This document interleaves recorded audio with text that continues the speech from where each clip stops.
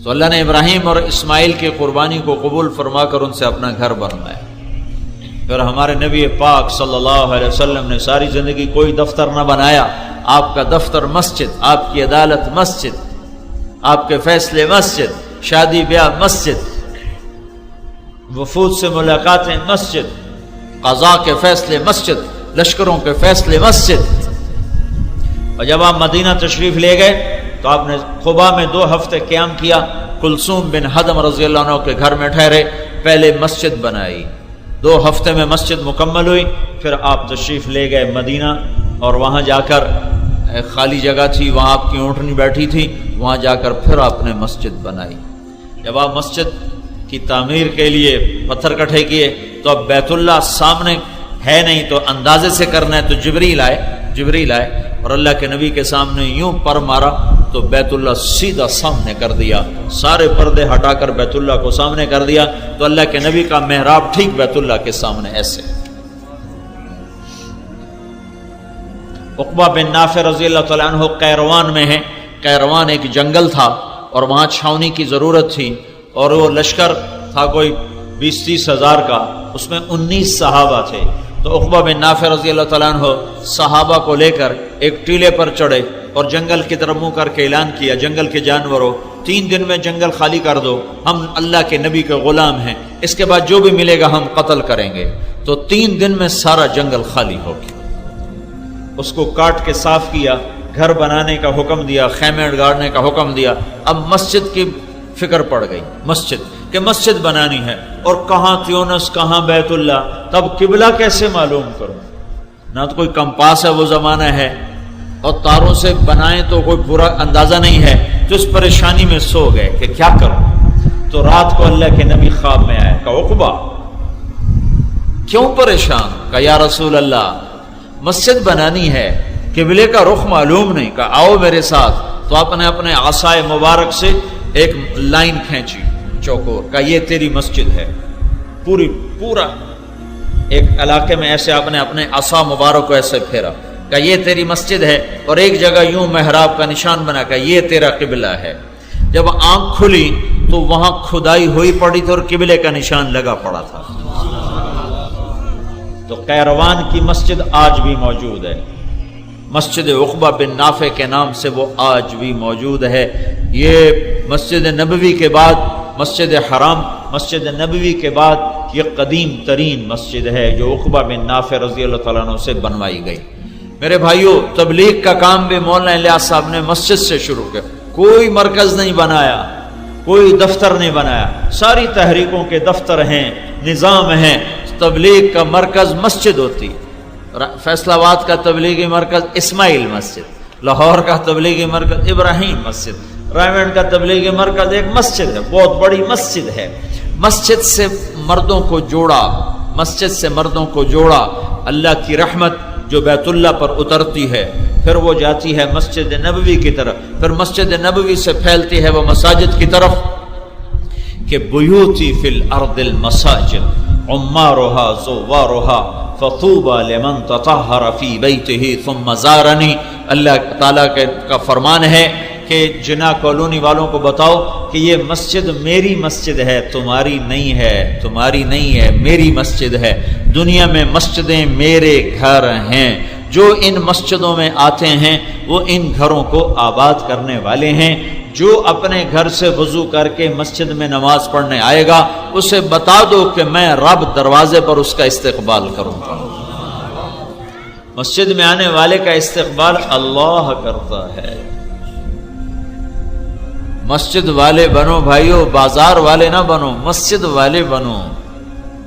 یہ اللہ کے گھر ہیں۔ ایک دفعہ ہارون رشید عباسی بادشاہ، اس نے اپنی بیوی سے کہا اگر آج رات تو نے میرے غصے میں آ کر کہنے لگا اگر آج رات تو نے میرے ملک میں گزاری تو تمہیں 3 طلاق۔ تھوڑی دیر بعد اس کو ہوش آیا کہ یہ میں نے کیا کہہ دیا، کہ اب اگر رات یہ میرے ملک میں گزارے گی تو اس کو تو طلاق پڑ جائے گی، اور طلاق بھی 3 ہیں، اور غصے میں کہہ دیا، پشیمان ہے۔ تو اس نے سارے علماء بغداد کے اکٹھے کر لیے، کہا بھئی مجھے اب فتویٰ دو۔ تو سب نے کہا رات آئے گی طلاق پڑ جائے گی، یا اپنے ملک سے باہر نکالو. ملک سے باہر نکالنے کے لیے تیز رفتار سواری گھوڑا ہے، اور ملک اس کا فیصل آباد تک پہنچا ہوا ہے. پنجاب اس کی حکومت میں تھا، تو اب کہاں سے ہوائی جہاز لاتا کہ اسے اڑا کے دلی پہنچا دیتا، اور اسے واشنگٹن پہنچا دیتا، لندن پہنچا دیتا. اب سر پکڑ کے بیٹھا ہوا ہے کہ اب میں کیا کروں، میں طلاق سے کیسے بچوں. تو پھر وہ کہنے لگا امام ابو حنیفہ کا کوئی شاگرد ہے، تو اس وقت امام ابو یوسف کی ایسی شہرت نہیں تھی، تو کہنے لگے ہاں جی ایک ہے یعقوب ابو یوسف، وہ ہے، کہ اسے بلاؤ. تو امام ابو یوسف کو بلایا گیا. یہ بڑے غریب تھے، بہت غریب تھے، دھوبی کے بیٹے. علم کا شوق لگ گیا، تو یہ ان کی ماں بھیجتی جا بیٹا کام سیکھ کے آ، اور یہ جا کے امام ابو حنیفہ کی مجلس میں علم سیکھتے تھے. تو ایک دن وہ جو ماں تھی نا، وہ غصے میں آ کر امام صاحب کی مجلس میں آ گئی اور کہنے لگی تو مالدار آدمی ہے، تجھے تو کوئی فکر ہے نہیں. امام ابو حنیفہ بڑے مالدار تھے، صرف یہاں جو چادر رکھتے تھے 5000 درہم کی چادر ہوتی تھی جو کندھے پہ رکھتے تھے، جو آج کے 1.5-2 لاکھ سے برابر ہو جاتے. تو وہ کہنے لگے تو مالدار ہے، تینوں تو روٹی گھر بیٹھے لب جاتی، میرے پتر نو کیوں خراب کیتی جانا، کوئی نو کمائی والا بنن دے شو دن کیوں یہ تو مگر پہ گئے ہیں. تو امام ابو حنیفہ نے فرمایا اماں میں تو دیکھ رہا ہوں تیرا بیٹا بادشاہوں کے دسترخوان پر پستے کے تیل میں پکا ہوا فالودہ فیروزے کے ڈونگے میں کھا رہا ہے. فیروزہ قیمتی پتھر ہے، فیروزے کا ڈونگا غریب بندے کتنے ویکھنا، مالدار کوئی نہ میں دے. پھر پستے میں پکا ہوا فالودہ. تو وہ اماں کہنے لگی ہائے ہائے بڈھا ہو گیا نا، شو کملے آنیاں گلاں کرن لگ. تو اماں کہنے لگی شو بڈھا ہو گیا ہوں کملے والیاں گلاں کرن لگ گیا. دسو دھوبی دے پوتر نو کی لگے تے فالودہ کی لگے، روٹی نہیں لبدی، فالودہ تے او بھی فیروزے دے ڈونگے چ، تے او بھی پستے دے تیل چ. تو کہا ابو حنیفہ تو بڈھا ہو گیا اس لیے پاگلوں والی باتیں کرتا ہے، سٹھے آئے ہوئے لوگوں والی بات آئی گئی ہو گئی. امام ابو یوسف کی گلی تنگ کر دی ایک یہودی نے، تجاوزات، جو ناجائز تجاوزات. اب یہ غریب آدمی، انہیں یہودی بڑا مالدار تھا، تو جیسے کہنے لگے بھائی مہربانی کر ہمارا راستہ تو تنگ نہ کر. تو آگے یہودی نے بڑے تکبر سے کہا جب تو پالکی میں بیٹھ کر آئے گا تو کھول دوں گا. مطلب غریب بندہ مزدوری کر رہا ہے، انہوں پالکی کی تھولے بنی. اب یہ مسئلہ آٹھوں کا. ہارون رشید نے کہا کوئی ابو حنیفہ کا شاگرد، کہا جی ایک ہے ابو یوسف کا، اسے بلاؤ. ابو یوسف آ گئے، کہا بھائی یعقوب، ابو یوسف میں نے بیوی کو کہا ہے 3 طلاق اگر تو نے آج رات میرے ملک میں گزاری، تو کوئی ہے گنجائش کہ میں طلاق نہ پڑے؟ تو امام ابو یوسف نے بن سوچے فوراً فرمایا رات مسجد میں گزارے طلاق نہیں پڑے گی. تو سارے علماء نے ان کو یوں دیکھا کیسے نہیں پڑے گی، مطلب تھا کیسے نہیں پڑے گی.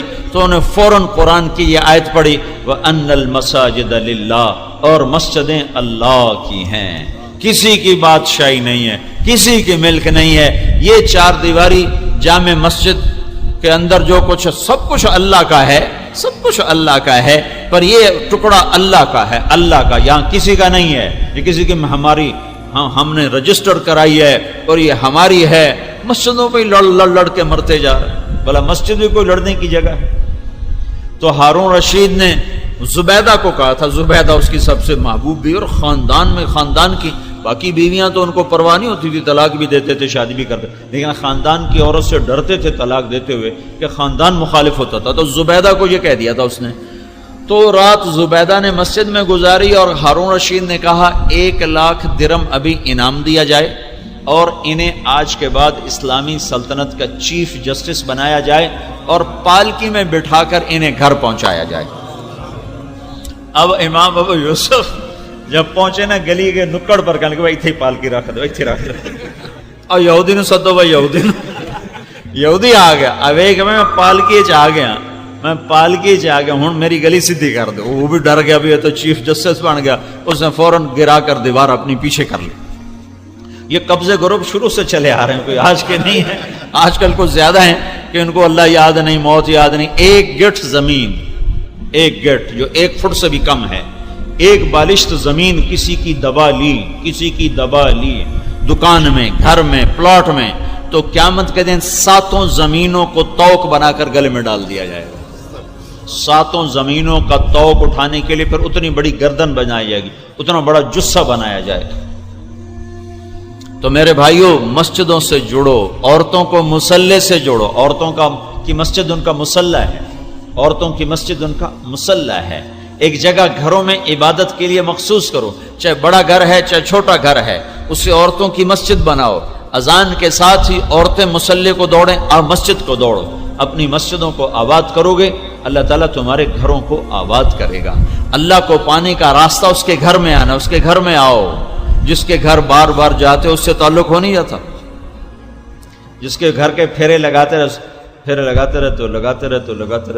سعید انور کے گھر کے اتنے پھیرے لگائے، وہ کہتا ہے ہی نہیں، آخری انسان ہے نا، پتھر تو نہیں نا۔ تو آخر اس نے ایک نے کہا اچھا بھائی آنے دو، تو جان ہی نہیں چھوڑتے، آنے دو نا۔ وہ ایسے آئے کہ پھر وہ خود ہی اوروں کو لانے والا بن گیا۔ تو جس کے گھر کے پھیرے لگاؤ گے اس سے تعلق بنا لو۔ تو مسجد کی آبادی، اس کی ٹائلیں نہیں ہیں، اس کا چپس نہیں ہے، اس کا قالین نہیں ہے، اس مسجد کی آبادی اس کے نمازی ہیں، کہ سارا محلہ مسجد سے جڑا ہوا ہو۔ تو میرے بھائیوں، یہ عرصہ دراز سے یہ مسجد بھی جھگڑے کی جگہ بنی ہوئی تھی۔ اب یہ محلے کے دوستوں نے ہم پر اعتماد کر کے کہا بھئی آپ اس کا نظام سنبھالیں، ہم نے کیا سنبھالنا ہے، یہ اللہ کا گھر ہے، میرا اللہ کو منظور ہوگا اسے آباد کرنا تو اللہ تعالیٰ خود ہی اس کے لیے افراد بھی پیدا کر دیتا ہے، اسباب بھی پیدا کر دیتا ہے۔ ورنہ میں نے بہت جگہوں پر بڑی عالی شان مسجدیں دیکھی اور اس میں اذان دینے والا بھی کوئی نہیں۔ کروڑوں روپے کی مالیت کی مسجدیں دنیا جو پھری ہے میں نے، اذان دینے والا کوئی نہیں ہے۔ نماز تو بات کی بات ہے، اذان دینے والا بھی کوئی نہیں ہے۔ تو میں آج اسی غرض سے آیا تھا کہ بھئی اس مسجد کو آپ محلے والے آباد کرو۔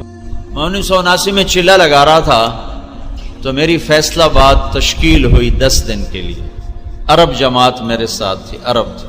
تو اس مسجد میں میں نے 2 دن گزارے تھے۔ اس وقت حمدانی صاحب یہاں تشریف فرما ہوتے تھے، تو انہوں نے مجھے کہا کہ جمعہ تم پڑھاؤ، تو وہ جمعہ میں نے یہاں پڑھایا تھا۔ وہ 1979 کی بات آپ کو بتا رہا ہوں۔ تو 31 برس پہلے میں اس مسجد میں آیا تھا، اور یہاں اسی مسجد میں ہماری جماعت ٹھہری تھی، اور رمضان کا مہینہ تھا، اعتکاف بڑا جہاں لگا ہوا تھا، آخری عشرہ تھا، تو آخری عشرہ ہی میرا یہاں گزرا تھا۔ پھر ادھر ایک مدنی مسجد ہے غالباً گلبرگ میں، وہاں ہے نا کوئی مدنی مسجد، ہاں وہاں بھی ٹھہرے تھے۔ تو چند ایک مسجدیں، ادھر ایک غفوریہ مسجد ہے، وہاں ٹھہرے تھے۔ یہ 3 مسجدیں مجھے یاد ہیں کہ ان میں ہم نے وقت گزارا تھا۔ عرب جماعت تھی ہمارے ساتھ، تو کوئی اتنا زیادہ تبلیغ کا تعارف بھی نہیں تھا۔ تو میں پہلی دفعہ جناح کالونی میں داخل ہوا تھا 31 برس پہلے۔ مجھے نہیں پتا تھا کہ کاتب تقدیر اس کا نظام میرے لیے لکھ چکا ہے۔ اللہ تعالیٰ اس کو آباد کرے۔ اس کی آبادی شخصیات سے نہیں ہے، آپ لوگوں سے ہے، جو اس محلے کے لوگ ہو۔ اسے اللہ کا گھر کا تقدس دو۔ یہ لڑائی کی جگہ نہیں ہے، جھگڑے کی جگہ نہیں ہے، فساد کی جگہ نہیں ہے۔ اس کی عظمت اور تقدس۔ عمر رضی اللہ تعالیٰ عنہ مسجد میں تشریف فرما تھے، تو 2 آدمی آپس میں اونچی بول پڑے، تو آپ نے ان کی طرف نہ ایسے چھوٹا سا کنکر پھینکا، ایسے مسجد میں کنکر ہوتے تھے، تو ٹھک کی آواز آئی، تو انہوں نے یوں دیکھا، تو عمر رضی اللہ عنہ نے ان کو ادھر بلایا۔ آواز دیکھے نہیں، بولا اوے ادھر آؤ، یہ نہیں کہا، ٹھک کی آواز ہے کہ ادھر آؤ۔ وہ دونوں آ گئے۔ آپ نے فرمایا کہاں سے آئے ہو؟ کہا جی ہم طائف سے آئے ہیں۔ فرمایا اگر تم مدینے کے ہوتے تو میں مار مار کے تمہارے چہرے لال کر دیتا، لہو لہان کر دیتا۔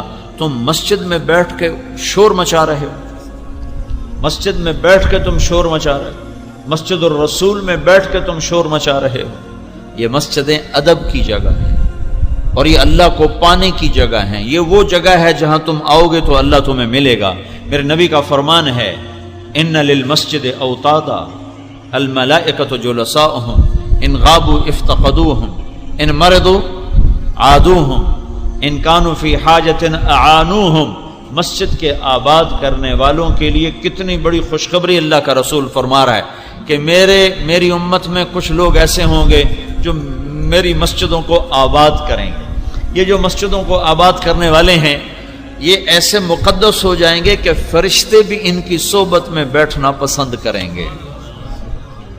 یہ نہیں کہا ہم جلساء الملائکہ، یہ جب مسجد میں جائیں گے تو فرشتوں کی صحبت میں بیٹھیں گے، الملائکۃ جلساؤہم، یوں فرمایا کہ یہ جو مسجدوں کے آباد کرنے والے، مسجدوں میں ڈیرے ڈالنے والے، یہ ایسے اللہ کے ہاں معزز اور محترم ہو جاتے ہیں کہ فرشتے ان کی مجلسوں میں آ کر بیٹھتے ہیں۔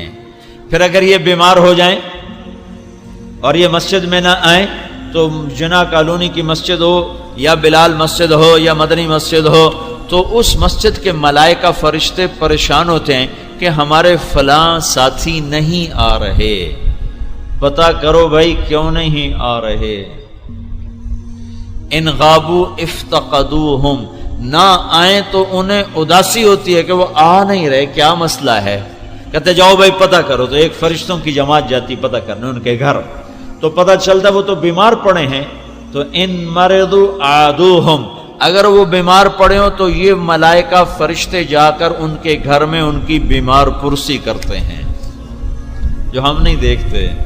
سعد بن معاذ کی میت پڑی تھی کمرے میں، کمرہ خالی، اللہ کے نبی تشریف لائے، تیزی کے ساتھ کمرے میں جب آئے تو آپ کمرے میں ایسے داخل ہوئے جیسے اس مجمع کو چیرتا ہوا کوئی آدمی میری طرف آئے گا تو سیدھا تو نہیں آ سکتا، یوں جگہ بنائے گا، یوں قدم رکھے گا، ایسے پاؤں رکھے گا۔ تو میرے نبی کمرے میں داخل ہوئے، یوں قدم رکھا، یوں رکھا، یوں رکھا، اور سعد کے سرہانے یوں ہو کر بیٹھے، ایسے جیسے میں آپ کے سامنے بیٹھا ہوں، ایسے سکڑ کر بیٹھے۔ تو صحابہ بھی ساتھ تھے، کہنے کہ یا رسول اللہ کمرہ تو خالی ہے اور آپ کیسے داخل ہوئے ہیں اور آپ کیسے سکڑ کے بیٹھے ہیں؟ تو آپ نے فرمایا تمہارے لیے خالی ہے، میرے لیے تو بھرا ہوا ہے۔ اتنے فرشتے کمرے میں موجود ہیں کہ 4 انگلی کے برابر بھی جگہ خالی نہیں، اور ابھی ایک فرشتے نے اپنے پر کو سمیٹ کر میرے بیٹھنے کی جگہ بنائی ہے۔ تو مسجد کا عادی، مسجد میں وقت گزارنے والا جب بیمار ہوتا ہے تو فرشتے اس کا حال پوچھنے جاتے ہیں۔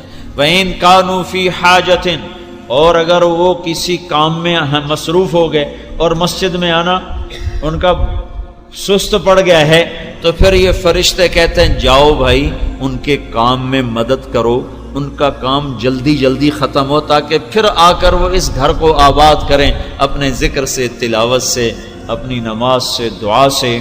تو میرے بھائیو، مسجدوں کی آبادی ہے انسانوں کے ساتھ اور قبولیت ہے آسمانوں والے کے ساتھ۔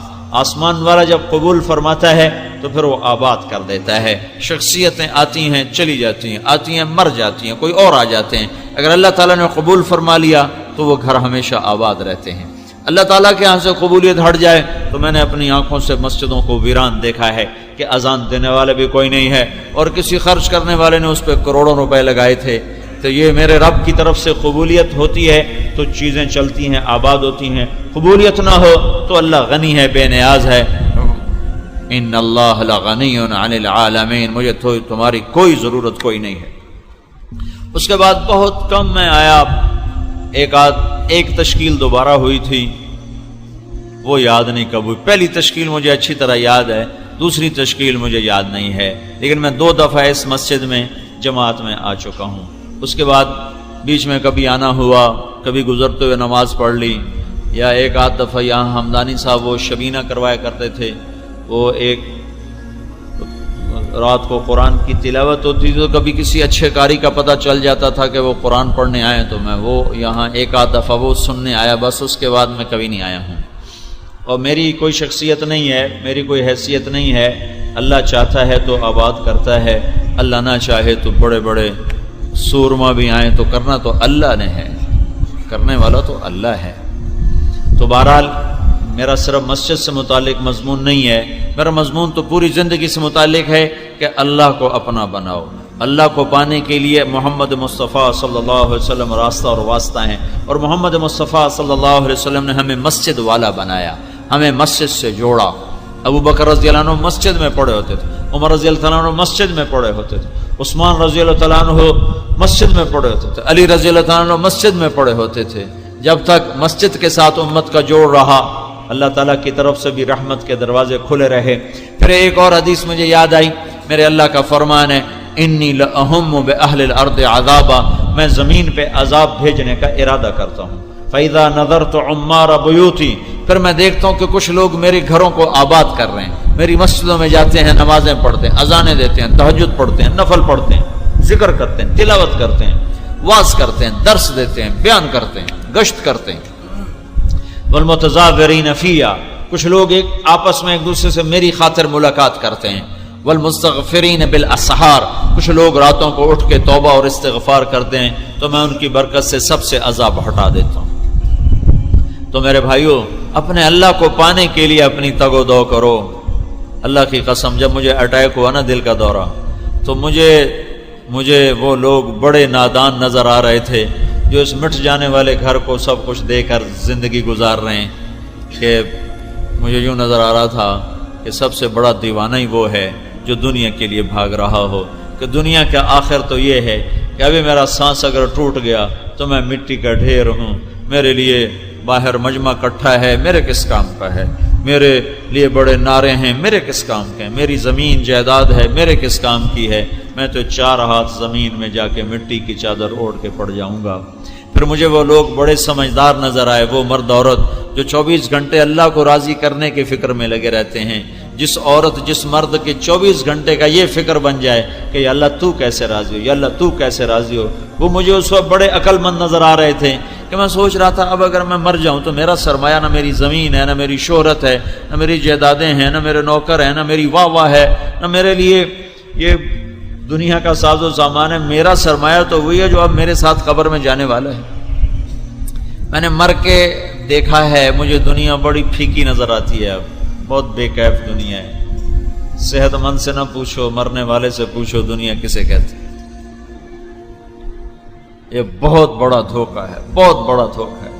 اس کا دھوکہ ہونا، میں ساری زندگی قرآن پڑھا ہے، حدیث پڑھائی، تبلیغ میں ساری زندگی پھر کے گزار دی، لیکن اس دنیا کا بے حیثیت ہونا جو ان 6 گھنٹوں میں اللہ نے مجھے سمجھایا، میں اتنی کتابیں پڑھ کے بھی نہ سمجھ سکا، اور اتنے بیان کر کے بھی نہ سمجھ سکا، اور بڑی بڑی صحبتیں اٹھا کے بھی میں دنیا کی نفرت، حقارت، بے حیثیت ہونا، بے قیمت ہونا میں ایسا نہ سمجھ سکا جیسے وہ 6 گھنٹوں میں سمجھا کہ بس یہی دنیا ہے، یہی اسی کے لیے لوگ مارا ماری کر رہے ہیں، اسی کے لیے آپس میں لڑ رہے ہیں، اسی کے لیے بھائی بھائی سے نہیں بولتا، باپ بیٹے سے نہیں بولتا، بیٹا باپ سے نہیں بولتا، پڑوسی سے نہیں بولتا۔